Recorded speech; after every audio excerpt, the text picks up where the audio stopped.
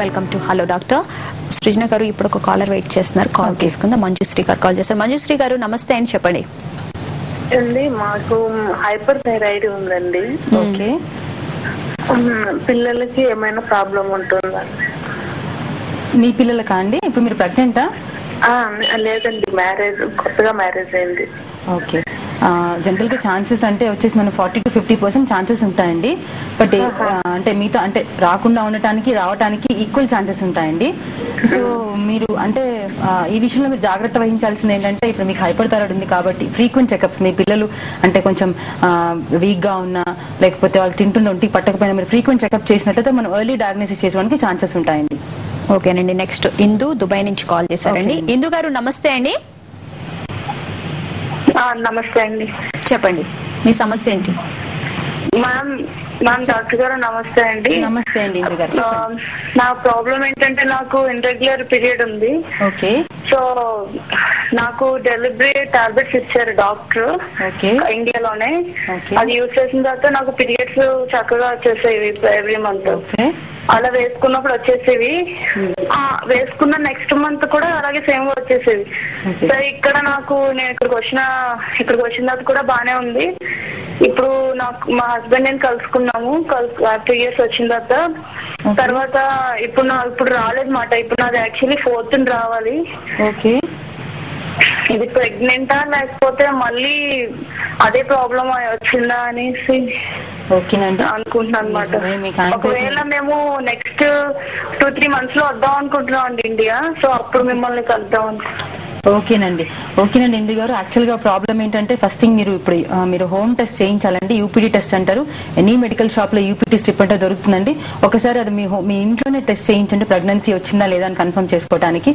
ఆ టెస్ట్ చేయండి. ఒక టెస్ట్ రాకపోతే మీరు వెయిట్ చేయండి. Because 7 days before and 7 days after, అంటే మీరు రావాల్సిన పీరియడ్ కి 7 రోజుల ముందు 7 రోజుల తర్వాత వస్తే అది పెద్ద పెథలాజికల్ కాదండి.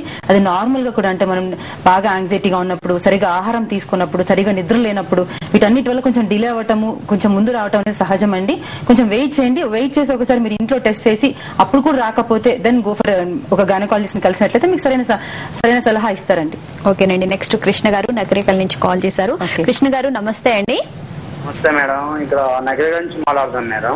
చెప్పండి. మా మిస్సెస్ కి 2 ఆపరేషన్లు అయినాయి మేడం, పెద్ద ఆపరేషన్లు, 2 బాబులు అండి. ఓకే, చిన్న బాబుకి అన్ఎక్స్పెక్టెడ్ గా 2 years కంప్లీట్ అయ్యి 3rd year పడనే ఇట్లా చనిపోయాడు మేడం. ఏం ప్రాబ్లంతో చనిపోయాడండి? నిమ్ము వల్ల మేడం. ఓకేనండి. అన్ఎక్స్పెక్టెడ్ గా 1 month లో అలా చూపించినా కూడా కుదరక చనిపోయింది మేడం.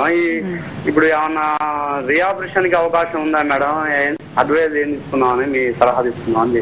ఖచ్చితంగా ఉంటుందండి. మీరు ఒకవేళ కనుక అంతకు ముందు పిల్లలు కాకుండా ఫ్యామిలీ ప్లానింగ్ ఆపరేషన్ చేయించినట్లయితే మళ్ళీ రీఆపరేషన్ చేయించుకునే ఛాన్సెస్ ఉంటాయండి. రీఆపరేషన్ చేయించిన తర్వాత మీకు పీరియడ్స్ రెగ్యులర్ గా వస్తాయి. అట్ ద సేమ్ టైం మీకు ప్రెగ్నెన్సీ వచ్చే ఛాన్సెస్ కూడా ఎక్కువగా ఉంటాయండి. మీరు టెన్షన్ పడాల్సిన పని లేదు. రీఆపరేషన్ మంచి గైనకాలజీ సంప్రదించి, అంటే క్లియర్ గా చేయాలి రీఆపరేషన్ ని. సో సంప్రదించినట్లయితే మీకు ఖచ్చితంగా ప్రెగ్నెన్సీ వచ్చే అవకాశం ఉంటుందండి. ఓకేనండి. నెక్స్ట్ హన్మకొండ నుంచి తిరుమల గారు కాల్ చేశారు. తిరుమల గారు నమస్తే అండి. నమస్తే మేడం, చెప్పండి మీ సమస్య ఏంటో చెప్పండి. మేడం నాకు పెళ్ళై 3 years అవుతుంది. ఓకే, అవుతుంది.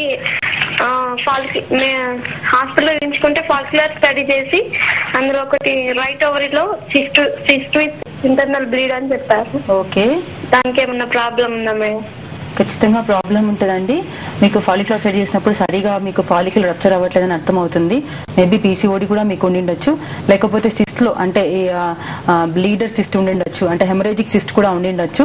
అంటే మీరు చెప్పడాన్ని బట్టి మీరు క్లియర్ గా చెప్పలేదు. బట్ ఎనీవే ఈ సిస్ట్ ఉందంటే మీరు అయితే అలోపతిలో అయితే ఆపరేషన్ చేయించుకోవాలి, లేకపోతే హోమియోలో అయితే మంచి ట్రీట్మెంట్ ఉంటుందండి. వితౌట్ ఎనీ ఆపరేషన్ ఆ హెమరేజిక్ సిస్ట్ ని క్లియర్ చేస్తూ మళ్ళీ కూడా మీకు హెమరేజిక్ సిస్ట్ రాకుండా మరి మీరు క్లియర్ చేసే అవకాశం ఉంటుందండి. అంటే ఆ టెండెన్సీ టు ఫామ్, ఏదైతే సిస్ట్ ఫామ్ అయిందో, హెమరేజిక్ సిస్ట్ ఫామ్ అయిందో, అది రాకుండా కూడా మంచి ట్రీట్మెంట్ అందజేస్తామండి. ఓకేనండి. నెక్స్ట్ హరి మదనపల్లి నుంచి కాల్ చేస్తారు. హరి గారు నమస్తే అండి. నమస్తే మేడం, చెప్పండి.